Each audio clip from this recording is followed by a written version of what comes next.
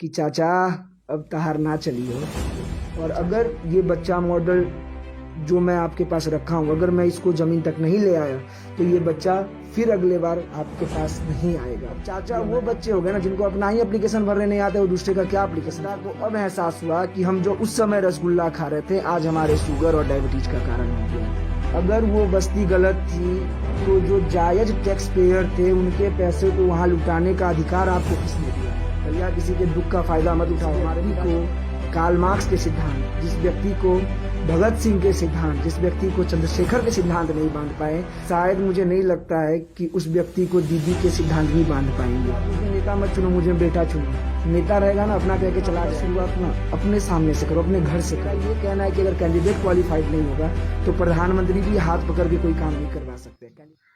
रोशन कुमार झा जी, माफ़ कीजिएगा, एडवोकेट रोशन कुमार झा जी, आप इतने अच्छे पोस्ट में हैं, काम कर रहे हैं समाज के लिए, कहीं वहीं से आपका भी हो रहा है, आपका भी संसार चल रहा है, तो फिर ये राजनीति में आने का ऐसा क्या? सबसे पहले आपके माध्यम से मैं अपने वार्ड के सभी जनता को और तमाम नगरवासियों को नमस्कार देता हूं, और ये आशा करता हूं कि इस कोविड महामारी के समय जो ओमिक्रॉन वेरिएंट चल रहा है इसमें हम अपने परिवार, अपने नगर का पूरा ख्याल रखेंगे, क्योंकि जब हम स्वस्थ रहेंगे तभी हम स्वस्थ मतदान में हिस्सा लेंगे। और इसी आशा के साथ कि हम स्वस्थ रहें तो मतदान भी स्वस्थ होगा और सही और निर्णायक डिसीजन और निर्णायक जो बोर्ड है उसका गठन किया जाएगा। सबसे पहले मैं आपको अपना परिचय दे दूं। मेरा नाम रोशन कुमार झा हुआ, पेशे से वकील हूं। विगत 5 सालों से सिलीगुड़ी कोर्ट में ही वकील के रूप में प्रैक्टिस कर रहा हूं और मेरा एज महज 27 साल है। इस बार कांग्रेस पार्टी से वार्ड नंबर 3 के लिए काउंसिलर के चुनाव के लिए मेरा कैंडिडेट के रूप में चयन किया गया। इसके लिए मैं कांग्रेस पार्टी का भी बहुत आभार व्यक्त करता हूं।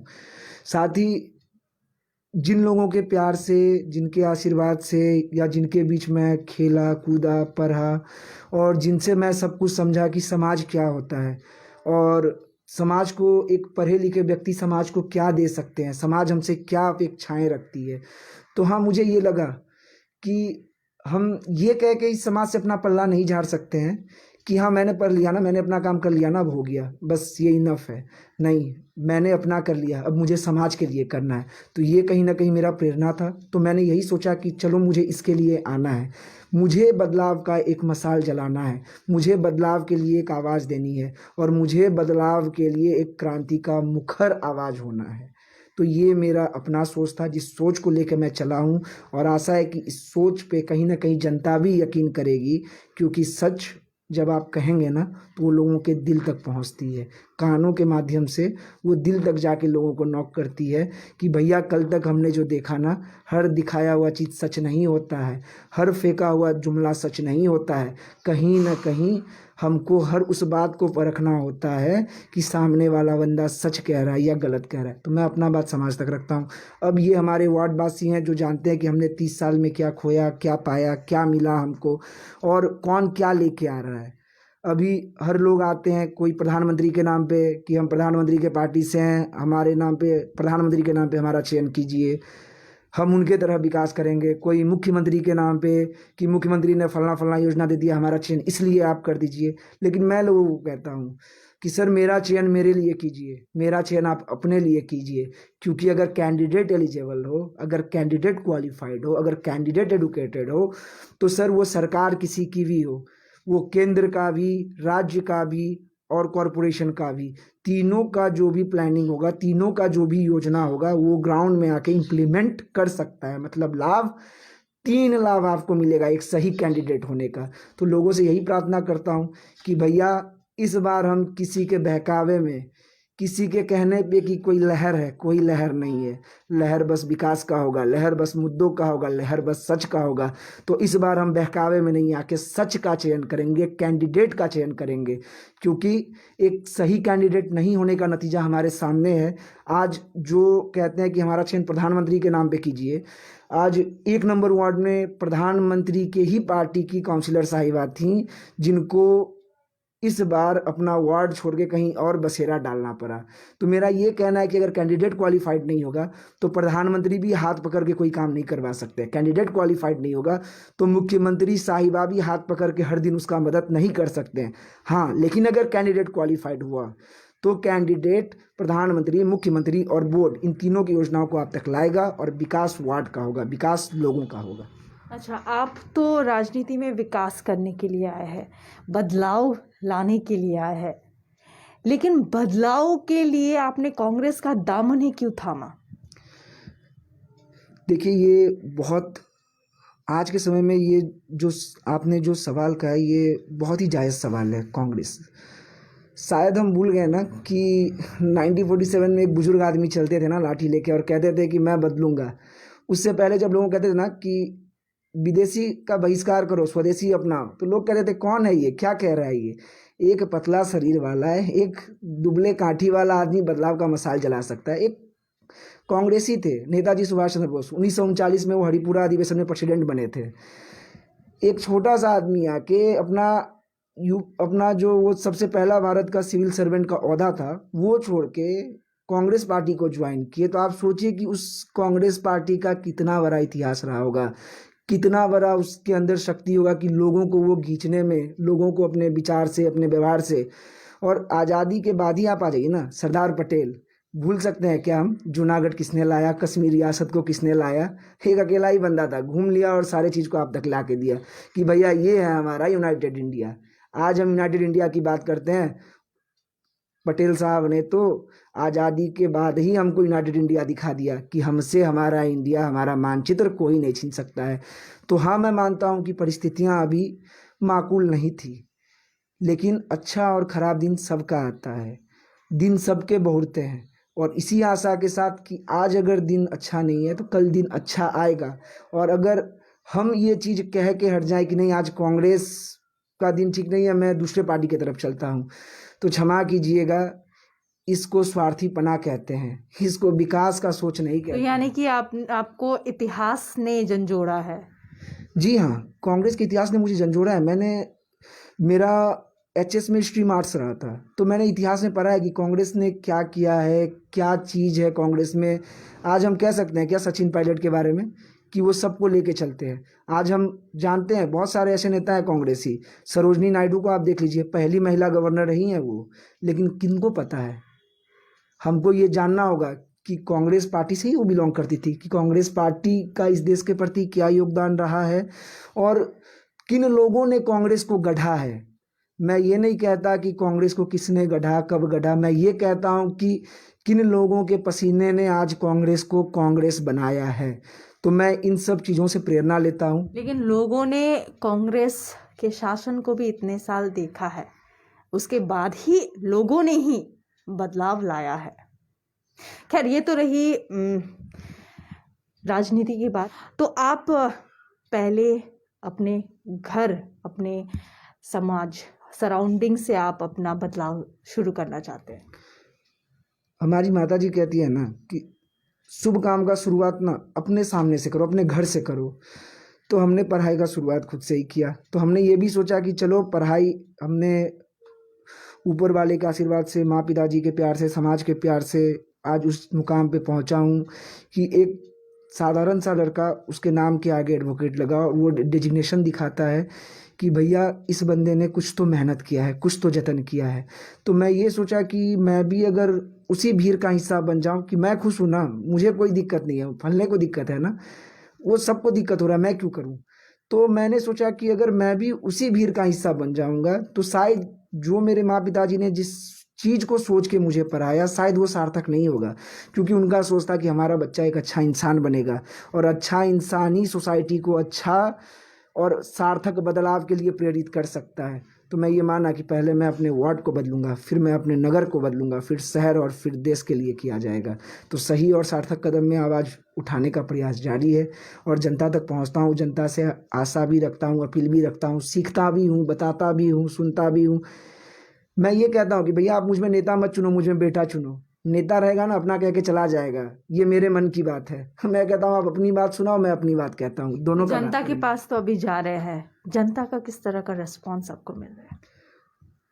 मैं आपको ये बताते हुए बहुत हर्ष महसूस करूँगा कि लोगों का जो प्यार है, जो समर्थन है, जो आशा है, जो उम्मीद है, वो और जिस तरीके से उनकी आँखों में जो किरण झलकती है बदलाव का, वो कहीं न कहीं ये बदलाव संकेत करती है कि बेटा इस बार एक सार्थक बदलाव होगा और तुम हमारे बदलाव के पथ प्रदर्शक बनोगे और इस बदलाव को तुम ही अपने कंधे पे ढो के ले चलोगे।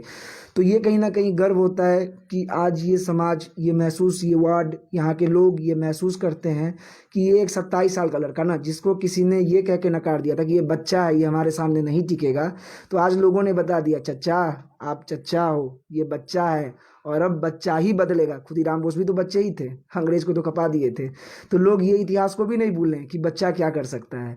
तो लोग अब बच्चा मॉडल पे बात कर रहे हैं कि चच्चा का मॉडल हमने 30 साल देख लिया, अब बच्चा का मॉडल देखें कि बच्चा क्या हमारे लिए देगा। तो मैं लोगों तक अपना मॉडल रखता हूँ, अपना विजन रखता हूँ, अपना विचार रखता हूँ।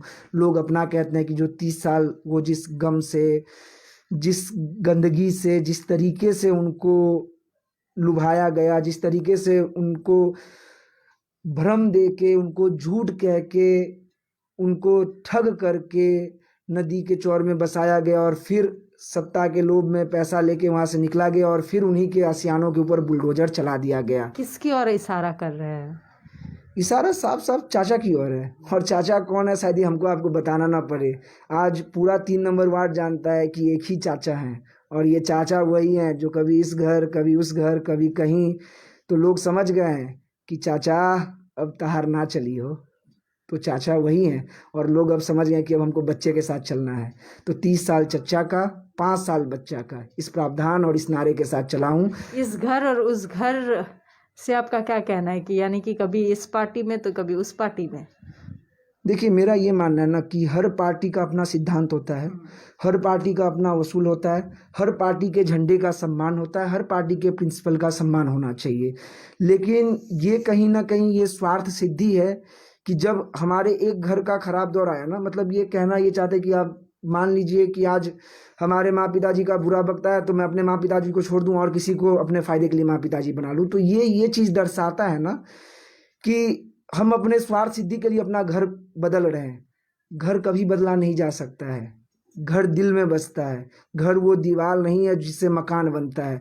घर वो चीज़ है जो प्यार से संसार बनाता है, जो प्यार और शांति देता है, जो विकास दिखाता है, जो शिक्षा दिखाता है। लेकिन चाचा ये सब भूल गए। जिस व्यक्ति को कार्ल मार्क्स के सिद्धांत, जिस व्यक्ति को भगत सिंह के सिद्धांत, जिस व्यक्ति को चंद्रशेखर के सिद्धांत नहीं बांध पाए, क्षमा कीजिएगा मैं ये कहते हुए भी बहुत दुखी महसूस कर रहा हूँ कि शायद मुझे नहीं लगता है कि उस व्यक्ति को दीदी के सिद्धांत भी बांध पाएंगे, क्योंकि कहीं ना कहीं दीदी भी प्रेरणा स्रोत है। जिसको काल नहीं बांध पाए उसको दीदी कहाँ बांध पाएंगी। तो ये हमको और आपको भी पहचानना पड़ेगा। और मैं सभी लोगों से, चाहे वो इस समाज के 3 नंबर वार्ड के जो भी लोग हों, चाहे वो जिस पार्टी को करते हो, मैं यही कहूँगा कि भैया आप पार्टी जो भी कीजिए, आप निश्चिंत होकर पार्टी कीजिए, लेकिन विकास के लिए कोई एक सही आदमी ही चाहिए होगा। आप देखिए अपने पार्टी का चेहरा कि किसके चेहरे पे भांजा गया है, किसके चेहरे का सहारा लिया गया। आज चाचा का बात अगर हम कर लें, झंडा बदला है, दल बदला है, पोस्टर बदला है, बैनर बदला है, बोलने का तरीका बदला है, लेकिन जो नहीं बदला है वह उनका नीयत, जो नहीं बदला उनके काम करने का सोच, जो नहीं बदला है उनके काम करने का मादा। बस जो बदला है वो कलर बदला है। तो जो व्यक्ति 30 साल आपको कुछ नहीं दिया, एक बाथरूम तक नहीं दे सका, आज इस 30 साल में, इन 30 सालों में एक बाथरूम तक नहीं है। आप जब आ रही होंगी तो आपको कहीं एक शौचालय नहीं मिला होगा, जन शौचालय। आप आई होंगी तो सब्जी मार्केट वैसे ही रास्ते पे है। आज आप बताइए कि अगर कहीं आग लगता है और वो जब सब्जी मार्केट जब अपने पिक टाइम में रहती है, शाम या सुबह को, तो वहाँ से शायद ही एक कुत्ता भी अपने जान को बचा के निकल सके। तो हम किस चीज़ का इंतजार करें? हम दुर्घटना का इंतजार करें। दुर्घटना घटेगा फिर हम आएंगे, फिर कुछ कंबल लेके, कुछ लोग हैं जो कंबल लेके कैमरे का सहारा लेके आएंगे कि मैं यहाँ कंबल 4 बांट रहा हूँ, मैं यहाँ 5 कंबल बांट रहा हूँ, मैं यहाँ 1 केजी अनाज बांट रहा हूँ। भैया किसी के दुख का फ़ायदा मत उठाओ। हमारे पिताजी कहते हैं कि मदद वो होता है जो दाएं से किया जाए बाएं को पता नहीं चलता है। लेकिन यहाँ मदद का एक दूसरा ही डेफिनेशन है। यहाँ मदद दाहिने से किया जाता है और सीधे कैमरे पे आ जाता है। तो मैं उस मदद को नकारता हूँ, मैं उसको फुटेज की राजनीति कहता हूँ। मान लीजिए आप इस बार काउंसिलर होते हैं, ये आपका संकल्प पत्र है। मान लीजिए आप इस बार काउंसलर होते हैं तो जो रास्ता में जो बाजार है आप उसको क्या करेंगे? देखिए, रास्ता के बाजार का अस्थायीकरण एक मुद्दा है। रास्ता का बाजार का अस्थायीकरण के लिए मैं मेरे काउंसलर बनने के बाद ही जो काउंसलर के कमिश्नर साहब हैं या जो मेयर साहब हैं उनसे मैं बात करूंगा कि भैया हमारे वार्ड में जो भी खाली जगह है, जो सरकारी खाली जगह है, जो सरकार का है, जो गवर्नमेंट का है, उन खाली जगहों पे हमारे इंजीनियर एक लेआउट बनाएं, एक स्केच बनाएं और ये तय करें कि भैया एक बाजार वहाँ सुचारू बाजार चले, जहाँ अगर कल को कोई समस्या भी होती है तो कम से कम फायर ब्रिगेड एक्सेस कर पाए, ताकि लोगों का जान और माल दोनों को सुरक्षित किया जा सकते। आज जो बाजार है वो बाजार अस्थाई नहीं है। आज अगर वहाँ आग लग गया तो कितने लोगों का घर, कितने लोगों का रोजी रोजगार, कितने लोगों का जान माल, इवन कि कई जानवर भी मारे जाएंगे। लेकिन बचाने के लिए फिर हमको इंतजार समय का करना होगा। अच्छा, आपका ये संकल्प पत्र में ये भी लिखा है कि अवैध बस्ती उर्फ कॉलोनी को वैध करवाकर सभी अधिकार को दिलाना, इसका क्या मतलब? आप लोकतंत्र के चौथे स्तंभ हैं, आपसे कुछ छिपा हुआ नहीं है और कुछ छिपाया भी नहीं जा सकता। आज न कल आपके आंखों के सामने वो सच आ ही जाता है। आज आपको पता ही होगा कि चाचा के नाम पे जिंदा, पहले ऐसे शख्स हैं जिनके जिंदा रहते ही उनके नाम पे बस्ती का नामकरण हो गया, चाचा बस्ती।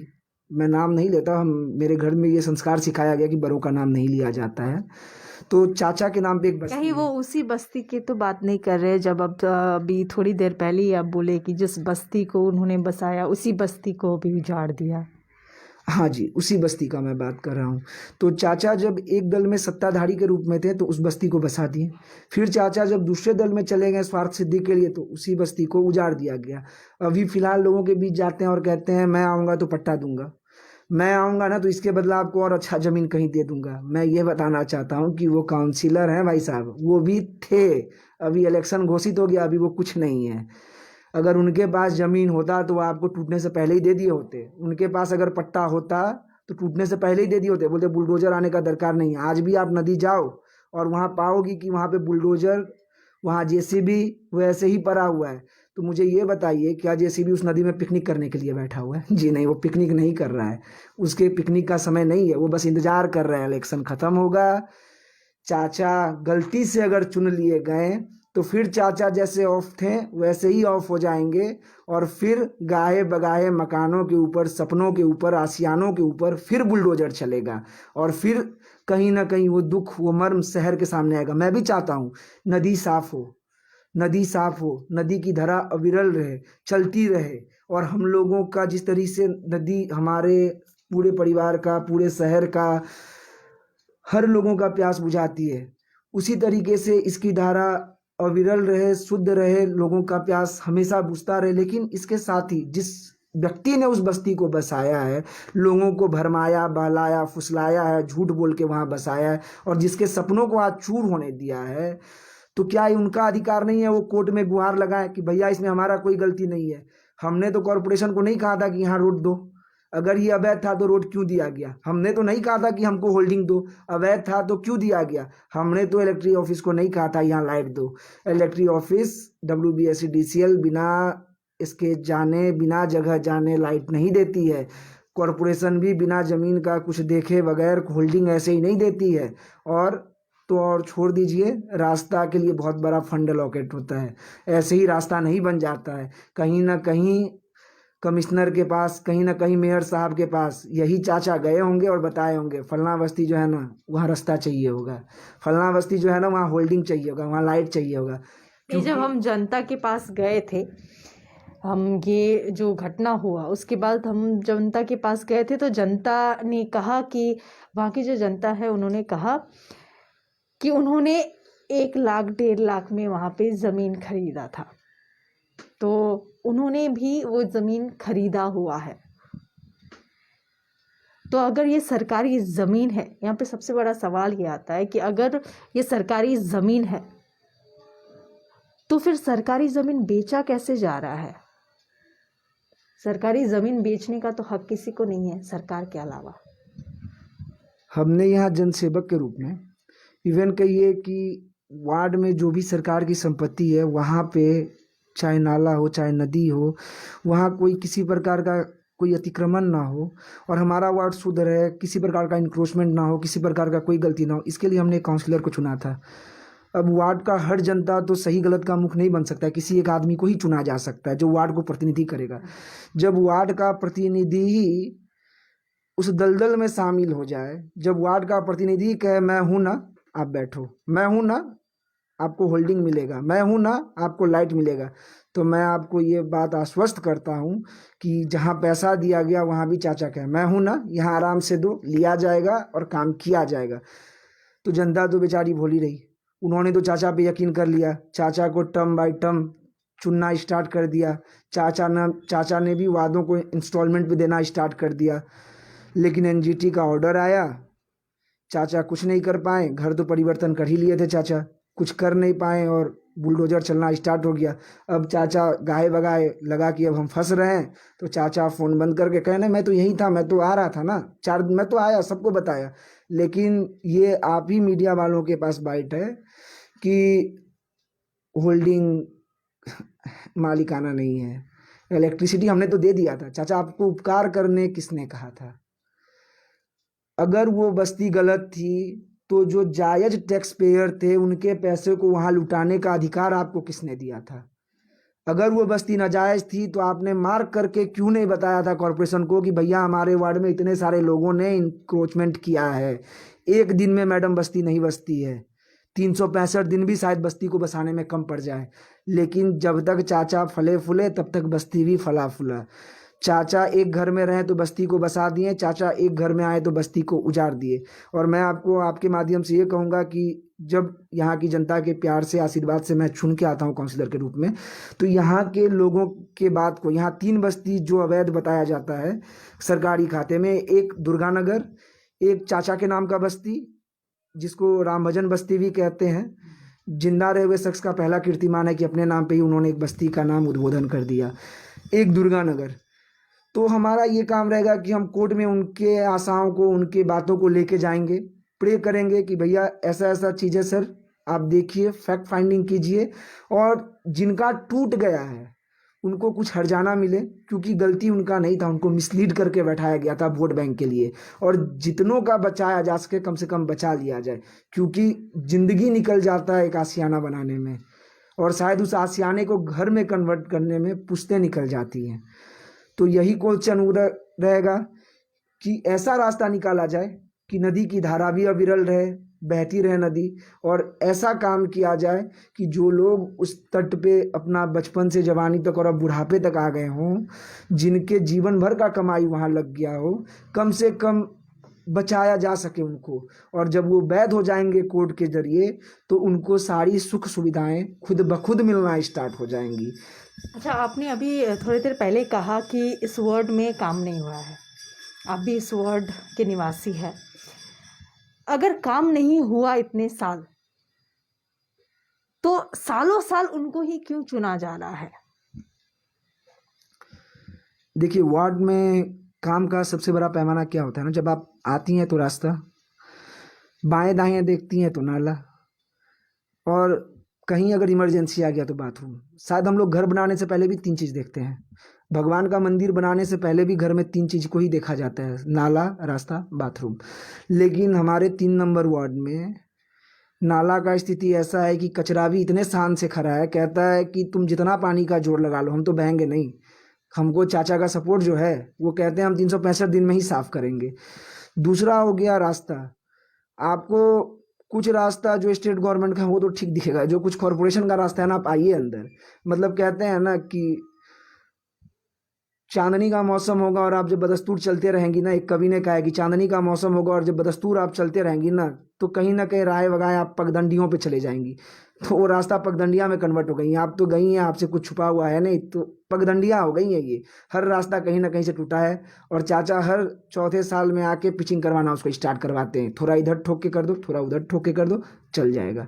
चाचा आज तक तो यही किए हैं ना। आपको इस वार्ड में नाला साफ दिखेगा, आप जब चाहे तब फैक्ट फाइंडिंग कर ले ना। आपको इस वार्ड में कहीं पे भी जन शौचालय दिखेगा ना। आपको इस वार्ड में कहीं पे भी आप कहीं पे भी चली जाओ, साफ सुथरा वाला कोई माहौल दिखेगा, हर जगह गंदगी दिखेगा। गर्ल्स हाई स्कूल अल्टीमेटली तो वही हुआ ना कि अगर काम नहीं हुआ तो इतने साल से वही यहाँ पे बार बार काउंसलर के रूप में आ रहे हैं, तो इसका कारण क्या हो सकता है? देखिए, सबसे बड़ा कारण है कि लोगों को जुमला दे दिया गया। आज नदी में जिनका आशियाना लूट लिया गया, उनको भी जुमला दिया था। उनको पता था कि भैया ये नदी है, कल को या तो बहा के ले जाएगी या तो कुछ ना कुछ सरकार करेगी। तो चाचा बस एक ही बात कहते थे, हम ही ना है सरकार में, नहीं टूटेगा। फिर जब चाचा इलेक्शन आया तो लाइट दे दी, तो लोगों को भरोसा जगा कि अरे लाइट ऐसे थोड़ी आ जाता है, कुछ तो हुआ है। फिर अगले बार आए, हम है ना, मिलेगा, रोड चला गया। फिर बोले अगले बार हम है ना, फिर कुछ ना कुछ दे दिए। तो जनता क्या है ना, जनता देखी कि चलो चाचा दे तो रहे हैं ना, तो जनता इसी झूठे वादों में आ गई। और जनता को अब एहसास हुआ कि हम जो उस समय रसगुल्ला खा रहे थे, आज हमारे शुगर और डायबिटीज का कारण हो गया है। तो अब जनता ये भाप चुकी है कि अब रसगुल्ला नहीं खाना है, अब शुरू से सेहतमंद होने के लिए करेला ही खाना है, जो बाद में कभी डायबिटीज और शुगर नाम का बीमारी से हमको और हमारे परिवार को बचाए रखेगा। क्योंकि आज रसगुल्ला खा के बुलडोजर चलाया गया, करेला खा के बुलडोजर नहीं चलाया जाएगा। करेला पहले ही सच कहता है कि भैया आपके पास ये नहीं है। लोगों के पास पहले ऑप्शन नहीं था, लोगों के पास आप लोगों की तरह चौथा स्तंभ नहीं था, लोग इतने एक्टिव नहीं थे, लोग इतना नहीं देख पाते थे संवाद। लेकिन अब आपकी तरफ से चाचा पहले एक गली जाके दूसरे गली में कहते थे वो गली में नाला बह रहा है, तो अब आप ही दिखा देती हैं फुटेज कि वहाँ उसी बगल के गली में चाचा जहाँ बोल के आए वहीं बगल में पहले कुछ देर पहले नाला जाम था। तो अब लोग नेट के माध्यम से, आप लोगों के माध्यम से ये जानने लगे हैं कि चाचा कितना झूठ बोलेंगे भाई। 30 सालों से झूठ बोले के आ रहे हैं। कभी कह रहे हैं कि नाला बहता है, वो नाला 365 दिन वहीं रुका रहता है, कभी कहते हैं रास्ता आएगा। आपको यहाँ तक मैं यकीन दिलाता हूँ कि इसी वार्ड में चाचा की धर्म पत्नी, हमारी पूजनीय चाची भी वार्ड काउंसिलर रही हैं, लेकिन महिलाओं के लिए बाथरूम नहीं बनाया गया, लड़कियों के लिए गर्ल्स हाई स्कूल नहीं बनाया गया। और हर बार आके यही कहते हैं, अब की हम आए ना गर्ल्स हाई स्कूल बनाए। अरे चाचा 30 साल से तो आप कंटिन्यू आ रहे हैं, आप आते हैं, आप जाते हैं, ना स्कूल बनता है ना आप बनाते हैं। क्योंकि ना आपको करने का इच्छा है, ना आप में मादा शक्ति है, ना आपको करने का तरीका आता है। कर तो वही सकता है ना। आज मान लीजिए मैं आपको एक उदाहरण देता हूँ, स्कूल में वही बच्चा हर बच्चे का एप्लीकेशन फॉर्म भरता है ना जिसको अपना एप्लीकेशन लिखने आता है। अब चाचा वो बच्चे हो गए ना जिनको अपना ही एप्लीकेशन भरने नहीं आता है, वो दूसरे का क्या एप्लीकेशन फॉर्म फिलअप करेंगे। तो मेरा लोगों से यही अनुरोध रहता है कि भैया 30 साल आपको छला गया है, लोग छले भी जाते हैं, मैं भी छला गया, मैं भी उस वार्ड का वासी हूँ, मुझे भी मैं भी दुख महसूस किया कि भाई उस भीड़ का मैं भी हिस्सा था। तो मैंने आज सोचा कि मैं ये कहूँ कि मेरा काउंसिलर ये नहीं करता है, मेरा वार्ड इतना गंदा है। मैं ये लगा कि 3 नंबर वार्ड को नहीं, अब इसको वार्ड नंबर 3 होना पड़ेगा। अब D3 मॉडल चलेगा। पहला है डिस्कस, हम लोगों से चर्चा करेंगे, डिबेट, कि हम बात करेंगे कि भैया आइए मुद्दा रखिए, आपके गली में कैसे साफ सुथरा होगा, क्या करना चाहिए। उसके बाद है डेवलपमेंट, उस तरीके से प्लानिंग होगी और ग्राउंड लेवल पे इम्प्लीमेंट होगी। और मैं विश्वास दिलाता हूँ मेरे बनने के बाद जो पहला और दूसरा काम है जो मेरे प्रायोरिटी लिस्ट में है वो है बाथरूम, ताकि किसी माँ बहन बेटी को अपने सम्मान को ताक में रख के, अपने स्वास्थ्य को ताक में रख के मार्केट से यूं ही सब्जी छोड़ के या मार्केट से यूं ही दौड़ के घर नहीं जाना पड़ेगा। बाथरूम उनको इस वार्ड में हर जगह मिलेगा और वो बायो मिलेगा, परमानेंट मिलेगा उनको बाथरूम। जिस तरीके से हमारे पुलिस कमिश्नर साहब महिला कांस्टेबलों के लिए चलाते हैं, आज जो भी कांस्टेबल जहाँ रहती हैं, चाहे वो वेनस मोड़ में रहे, चाहे वो एयरव्यू में रहे, जहीं भी रहे, वो जाके उस मोबाइल टॉयलेट का इस्तेमाल करती हैं। तो क्या हम अपने वार्ड में मोबाइल टॉयलेट नहीं दे सकते हैं? आज दुनिया चांद पे इस देश की बिटिया नासा तक पहुंच गई थी, यहाँ का एक बेटा चांद तक पहुंच गया था। जब लोग टीवी कम देख पाते थे तब वो बेटा चांद पे पहुंच गया था। तो आप सोचिए हमारा वार्ड कहाँ रह गया है और हमको कहाँ रख दिया गया है और किसने हमको ठका है। आज लोग कहते हैं कि मेरे को प्रधानमंत्री के नाम पे आप जिताइए, मैं काम करूँगा। भैया प्रधानमंत्री आगे काम नहीं करेंगे, काम तुमको करना पड़ेगा। तुमको लोग क्यों जिताए ये बात तुम कहो। और मैं लोगों को ये भी कहता हूँ कि अगर कोई आपको 365 दिन बिरयानी खिलाए, कोई अगर 365 दिन आपके घर को सैनिटाइज करे, तो आप उनके बारे में विचार कीजिए। लेकिन अगर कोई एक दिन कैमरा के सामने आके आपको 25 कंबल, 1 केजी चावल, 1 केजी दाल दे के जाए, तो विचार कीजिए कि भैया हम कहाँ हैं और हम और आप भी शायद अपने घर के बगल में करते हैं, लेकिन कभी कैमरा लेके नहीं बांटने जाते हैं। जो दिख गए उनको उसी तरीके से जितना सक्षम है, जितना कर सकते हैं, उस हिसाब से मदद करते हैं।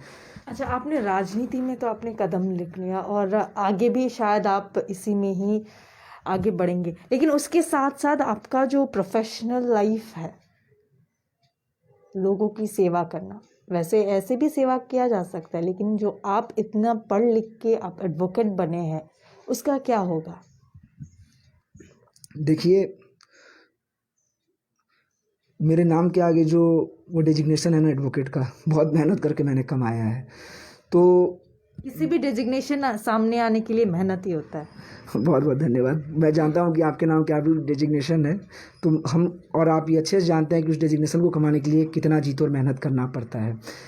तो मैं ये जानता हूँ कि मेरे बाद मेरे जो भाई हैं उन्होंने भी LLB कंप्लीट किया है इनरोल्ड होने के लिए एज एन एडवोकेट। अभी कुछ दिनों में वो इनरोल्ड हो जाएंगे, तो मुझे पता है वो मेरा काम संभाल लेंगे, क्योंकि एज अ पैरालीगल लॉयर के साथ उन्होंने बहुत सारा मेरा काम संभाला हुआ है। तो अब वो जब लीगलाइज हो जाएंगे तो मुझे हर जगह साइन करने के लिए भी अवेलेबल रहने का कोई दरकार नहीं है। इनरोल्ड हो जाएंगे तो वो करेंगे। और मैं जनता को ये भी कहता हूँ कि भैया, आपको कोई भी जो भी सरकारी, इवन अभी मैं आपके माध्यम से एक अनुरोध और कर देता हूँ कि इस कोरोना महामारी के समय अगर लोगों को कोई भी सरकारी सुविधा, देखिए मैं सुविधा अगर दूंगा तो ये स्वार्थवादी होगा, मैं अगर सुविधा दूंगा तो ये स्वार्थवादी होगा। अगर कोई भी सुविधा, सरकारी सुविधा आपको बदस्तूर चाहिए तो आप मेरे फ़ोन नंबर पे 8250810447 पे कभी भी कांटेक्ट कर सकते हैं। जो भी सरकारी सुविधाएं, चाहे वो राज्य की हो या केंद्र की हो, आप तक पहुंचाने का हम और हमारी टीम भरसक प्रयास करेंगे कि आपके स्वास्थ्य में या आपकी जो संसाधन है जो सरकार से आपको मिलता है उसमें किसी प्रकार का कोई भी दुविधा ना आए।